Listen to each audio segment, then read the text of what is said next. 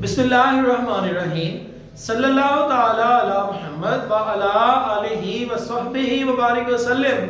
Students, time हुआ चाहता है उन तमाम रूल्स की प्रैक्टिस का जो हम पहले पढ़ चुके हैं, स्पेशली इनकम फ्रॉम सैलरी। अगर आप लोगों ने उसको अच्छे से याद किया हुआ है तो अभी मैं चीजें आपके सामने रखूंगा। मेरे वहां पर करवाने से पहले आप लोग खुद को टेस्ट करें, क्या आपको क्या पता है कि इस चीज की जो है वो क्या ट्रीटमेंट जो है वो टैक्स की होगी। तो क्वेश्चन जब हमने करना है तो प्रॉपर फॉर्मेट बनाना है। सबसे ऊपर name, tax year ended, residential status, computation of taxable income and tax payable, ये 5 चीजें हम ऊपर लिखते हैं। ठीक है जी। ये लिखने के बाद फिर हम हेडिंग देते हैं इनकम फ्रॉम सैलरी, क्योंकि हमारा सबसे पहला जो है वो इनकम फ्रॉम सैलरी है।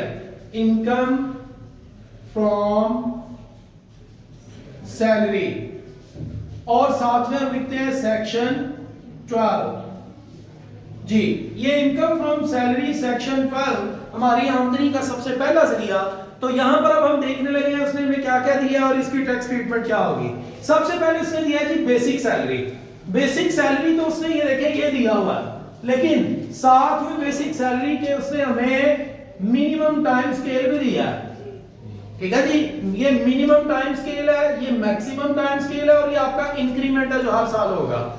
इन दोनों का फिलहाल क्वेश्चन में कोई रोल नहीं है। हमने असल में मिनिमम टाइम स्केल के ऊपर कैलकुलेशन करनी है जो भी हमें करनी होगी अपने क्वेश्चन के अंदर। बेसिक सैलरी पर नहीं करेंगे। हाँ, अगर हमारे पास मिनिमम टाइम स्केल ना दिया हो फिर बेसिक सैलरी के ऊपर कैलकुलेशन करते हैं। तो जनाब सबसे पहले है बेसिक सैलरी।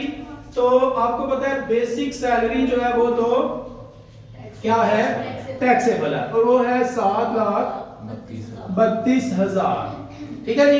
आप लोगों ने प्रॉपर जो है वो कंप्लीट स्पेलिंग्स के साथ करना है। वीडियो को जल्दी खत्म करने के लिए, बात को शॉर्ट करने के लिए मैंने सिर्फ शॉर्ट फॉर्म यूज किया है। बोनस भी हमारा टैक्सेबल है। जिन बच्चों ने रूल्स याद किए हुए हैं उन्हें पता है कि ये टैक्सेबल है।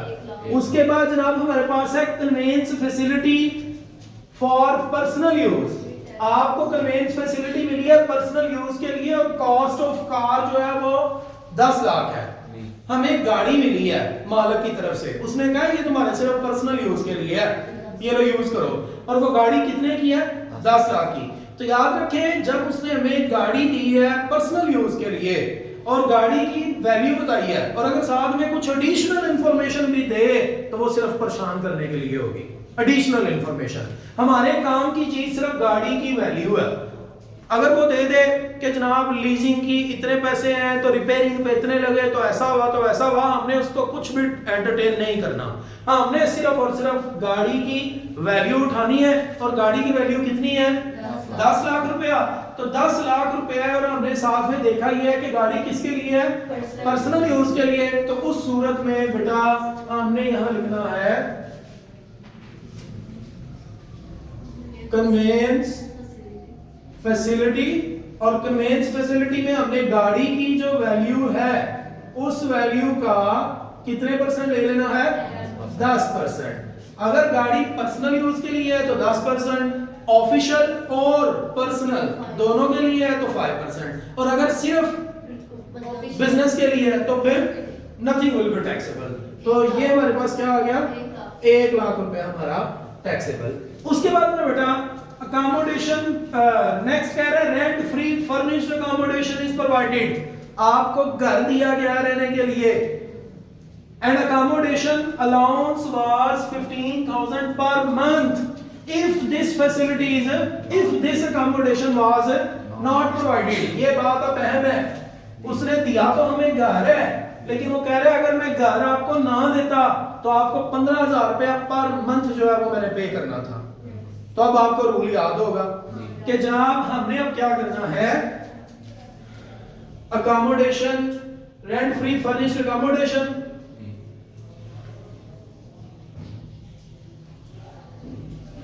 अकोमोडेशन उसने हमें दी है, अकोमोडेशन फैसिलिटी। अब उसने ये नहीं बताया कि ये बिग सिटी में है कि स्मॉल सिटी में है। तो जब वो ना बताया कि इसकी बिग सिटी है या स्मॉल, तो हमने किसको कैलकुलेट करना है, हमने बिग सिटी अज्यूम करना है। तो हमने अब क्या करना है, अकोमोडेशन फैसिलिटी जब बिग सिटी में है तो अब इसका रूल हम ये अप्लाई करेंगे कि अपनी जो मिनिमम टाइम स्केल है, मिनिमम टाइम स्केल का कितने परसेंट ले लेंगे? 45%। और ये जो आपको मिनिमम टाइम स्केल नजर आ रहा है ना, ये तो एक महीने का है, हमने तो पूरे साल का पहले निकालना है, तो पूरे साल का निकालें। क्या आया जी? 3 लाख। 3 लाख। तो इस 3 लाख रुपए का आप कितने परसेंट ले लें? 45%। क्या जवाब आ गया? 1,35,000 इधर लिखा है। अब साथ में हम यहां लिखेंगे दूसरा, अगर हमें वो घर ना देता तो उसने 15,000 पर मंथ हमें रेंट देना था, तो लिखेंगे 15,000 रेंट, 12 से मल्टीप्लाई करेंगे, क्या जवाब आया? 1,80,000। तो इन दोनों में से कौन सा जो है वो हैवियर है? 1,80,000। तो हम लिखेंगे हायर विल बी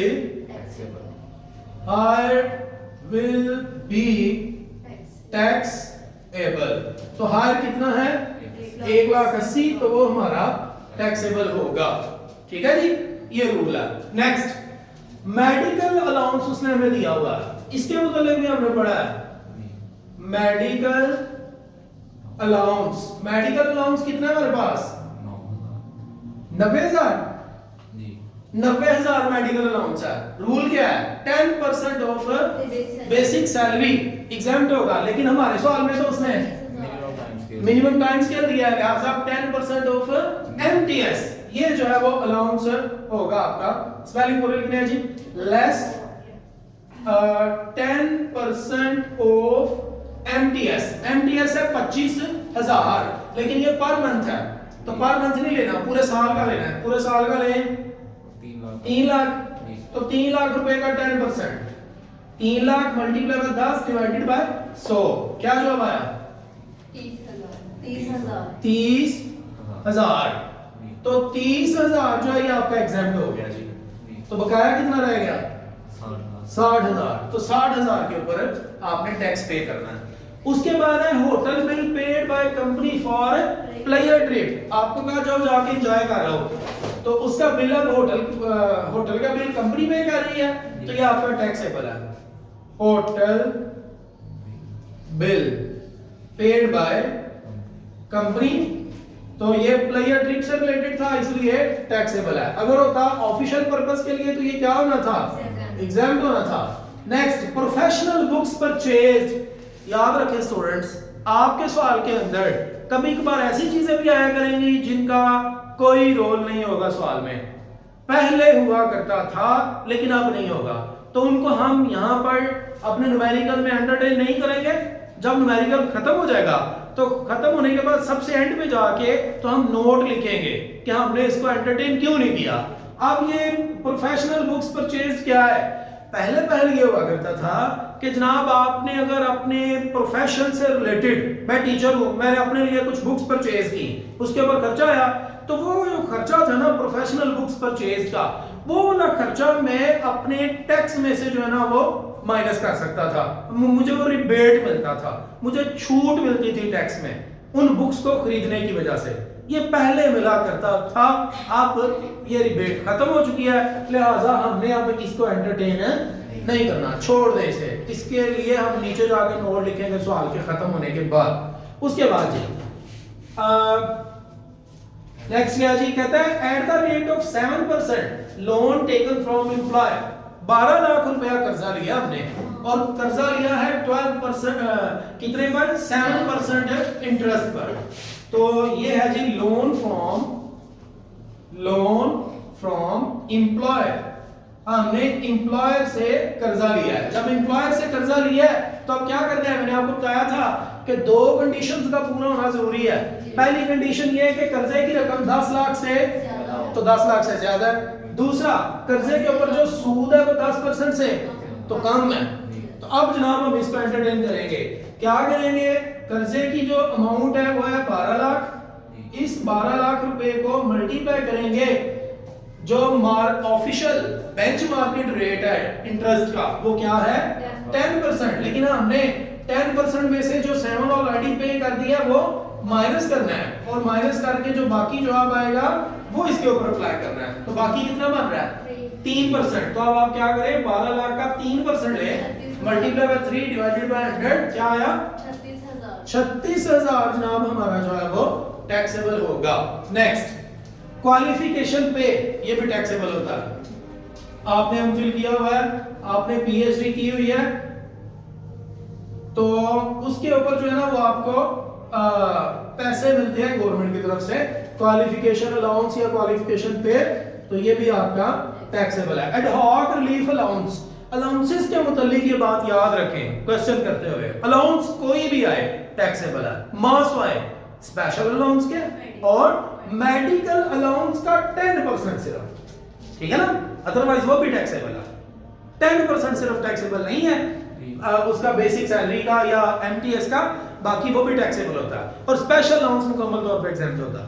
इसके अलावा अगर आपको कोई अलाउंस मिला है ऑफिशियल पर्पस के लिए, ठीक है, आपने कोई कारोबार का काम किया अपने बिजनेस का जहां आप जॉब कर रहे हैं, तो आपने उसके लिए काम किया और आपको बदले में अलाउंस मिला, वो एग्जेम्प्ट होता है। इसके अलावा सारे अलाउंसेस टैक्सेबल होते हैं। तो ये देखिए ये एडहॉक रिलीफ अलाउंस है, एडहॉक रिलीफ अलाउंस, तो ये भी आपका क्या होगा टैक्सेबल। फिर उसके बाद pick and drop facility provided by employer, pick and drop facility जो है वो आपकी पिक एंड ड्रॉप फैसिलिटी वो आपकी एग्जेम्प्ट है, ठीक है जी। तो ले जनाब अब हमने क्या करना है, ये टोटल करें तो ये आपके पास आएगी इनकम फ्रॉम सैलरी। इस इनकम फ्रॉम सैलरी के ऊपर फिर आप जो है वो टैक्स लगाएंगे, क्योंकि और हमारे पास सवाल नहीं है कुछ भी। लेकिन अगर इनकम फ्रॉम सैलरी के बाद इनकम फ्रॉम वो प्रॉपर्टी हो तो उसको एंटरटेन करते हैं, फिर इनकम फ्रॉम बिजनेस हो फिर उसको एंटरटेन करते हैं, करते करते 5 इनकम्स हैं, वो पांचों होने के बाद फिर हम जनाब फर्दर उस पर कुछ प्रोसेसिंग करते हैं। इंशाल्लाह ये सारी चीजें सीखेंगे। उम्मीद है कि आप लोगों के पेपर्स के हवाले से कुछ रूमर्स जो है वो गर्दिश कर रही हैं, उस पर भी आपको अपडेट इंशाल्लाह आने वाली वीडियो में करेंगे। लेकिन परेशान ना हो, इंशाल्लाह पूरी कोशिश होगी कि बिफोर एग्जाम्स आपका ये न्यूमेरिकल प्रैक्टिस जो है वो अच्छे से कंप्लीट हो जाए। कीप वॉचिंग, आफ्ताब बतारी।